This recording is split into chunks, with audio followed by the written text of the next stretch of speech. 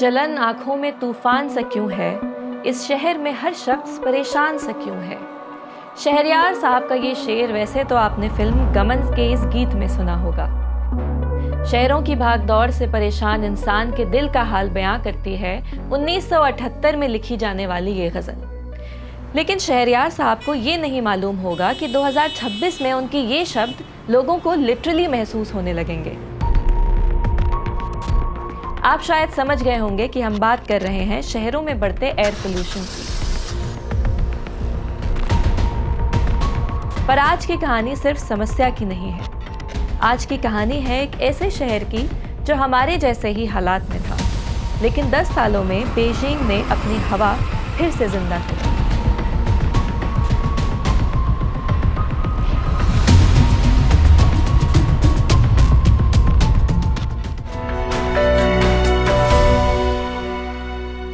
दुनिया की मीडिया ने इसे एयरपोकलिप्स का नाम दिया। शहर इतना धुंधला कि आपको 10 कदम आगे दिखना बंद हो जाए। PM 2.5 लेवल्स 500 से ऊपर।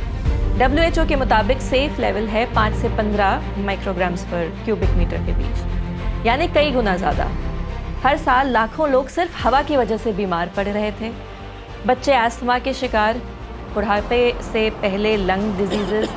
बीजिंग तब दुनिया का सबसे प्रदूषित शहर था, बिल्कुल वैसे ही जैसे आज दिल्ली है।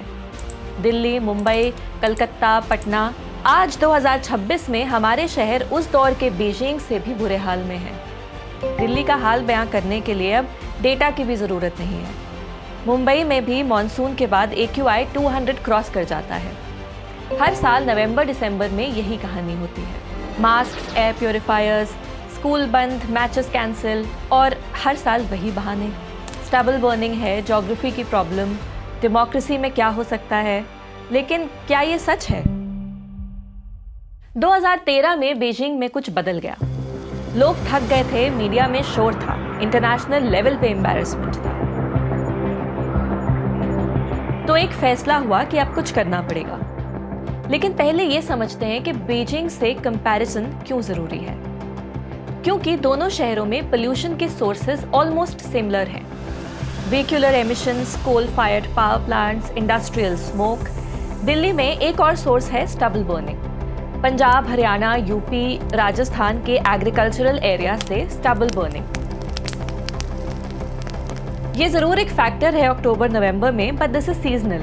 बाकी सोर्सेज पूरे साल एक्टिव रहते हैं, जिसकी वजह से दिल्ली का average AQI air quality index according to government data 2025 में 201 था, जो कि पुअर क्वालिटी की कैटेगरी में शुमार होता है। और पिछले कुछ सालों से ये नंबर 200 से ऊपर ही रहता है। बीजिंग ने एक कॉम्प्रिहेंसिव प्लान बनाया, 2013 to 17 clean air action plan. 5 साल का प्लान, क्लियर टारगेट्स। सबसे पहले उन्होंने देखा कि एयर पोल्यूशन आ कहाँ से रहा है। Coal for generating electricity and heating, vehicles, खासकर पुराने डीजल व्हीकल्स, इंडस्ट्रीज जो शहर के अंदर थे, और कंस्ट्रक्शन का डस्ट।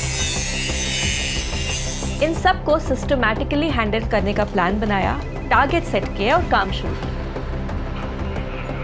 पहला कदम, एनर्जी ट्रांजिशन। बीजिंग ने शहर के अंदर के कोल प्लांट्स को बंद किया।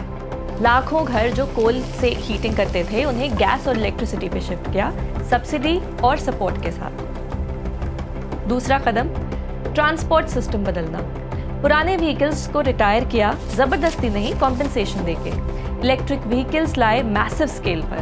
नए व्हीकल्स की एंट्री भी कंट्रोल की, लाइसेंस प्लेट लॉटरी सिस्टम से। मतलब हर महीने लिमिटेड प्लेट्स ही इशू होते हैं। और पब्लिक ट्रांसपोर्ट को इतना एक्सपैंड किया कि लोगों को अपने आप बेहतर ऑप्शन मिल जाए। मेट्रो नेटवर्क 2013 के कंपैरिजन में डबल से भी ज़्यादा बढ़ गया। तीसरा कदम, इंडस्ट्रीज को कंट्रोल करना। 10,000 से ज़्यादा छोटे इंडस्ट्रीज को या तो बंद किया या शहर से बाहर शिफ्ट किया। बाकी इंडस्ट्रीज पे स्ट्रिक्ट एमिशन स्टैंडर्ड्स लगाए, कंस्ट्रक्शन साइट्स पे डस्ट कंट्रोल मैंडेटरी किया और हर साल नए पेड़ लगाए। रोड्स पे पानी छिड़कना रेगुलर हो गया, स्पेशली जब पोल्यूशन ज़्यादा होता है। इन सब को कंसिस्टेंटली किया बिना रुके। और रिजल्ट, सिर्फ 5 साल में 2013 से 2017 तक बीजिंग में PM 2.5 पोल्यूशन 35% कम हो गया और आसपास के एरियाज में 25% तक कम। अब दिल्ली की बात करते हैं। सिचुएशन बहुत मिलती है 2013 के बीजिंग से। कोल बेस्ड पावर, पुराने व्हीकल्स, बहुत सारे इंडस्ट्रीज शहर के अंदर, कंस्ट्रक्शन डस्ट। ज्योग्राफी भी सिमिलर है, दोनों बेसिन में आते हैं, माउंटेन से घिरे हुए। तो क्या कर सकते हैं हम? एक तो ये, हम जीरो से शुरू नहीं कर रहे। दिल्ली मेट्रो ऑलरेडी बहुत अच्छा ऑल्टरनेटिव है to private vehicles. Electric buses भी आ रहे हैं, बस स्केल बदलना है। रूफटॉप सोलर का काफ़ी पोटेंशियल है, लेकिन कुछ चीज़ें हमें और चाहिए। कोल प्लांट्स का फेस्ड शटडाउन और ultra strict emission controls. Public transport का मैसिव एक्सपेंशन, खास तौर पे इलेक्ट्रिक बसेस। पुराने व्हीकल्स को सिस्टमैटिकली रिटायर करना, कॉम्पेंसेशन के साथ। रियल टाइम मॉनिटरिंग लगाना हर बड़े सोर्स पे। जैसे बीजिंग ने 2016 में एक बहुत एडवांस्ड मॉनिटरिंग सिस्टम बनाया। High resolution satellite remote sensing, laser radar technology. Beijing में 1000 से ज्यादा PM 2.5 सेंसर्स लगाए गए पूरे शहर में। इस नेटवर्क की वजह से पता चल जाता था कि कहां और कब पोल्यूशन ज्यादा हो रहा है, बिल्कुल प्रिसाइजली, और कोई एरिया छुप नहीं सकता था। हर बड़े पोल्यूशन सोर्स पे sensors with live data. Violation का मतलब ऑटोमेटिक पेनल्टी और कंसिस्टेंट एनफोर्समेंट बिना एक्सेप्शंस के। मतलब कैपेसिटी है, जरूरत है कंसिस्टेंट एक्शन की।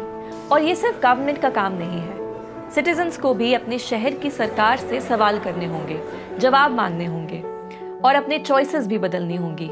पब्लिक ट्रांसपोर्ट यूज करना, वेस्ट सेग्रीगेट करना, एटसेट्रा एटसेट्रा। बीजिंग ने दिखाया है कि ये मुमकिन है। डेमोक्रेसी हो या नहीं, ज्योग्राफी कैसा भी हो, अगर इरादा पक्का हो तो बदलाव आ सकता है। तो अब फैसला हमारा है कि क्या हमें अपने सीने में जलन और आंखों में तूफान लिए जीना है, या हम भी चाहते हैं कि साफ खुली हवाओं में सांस लें। Tell us in the comments, आपके शहर में एयर क्वालिटी कैसी है? क्या बदलाव मुमकिन है?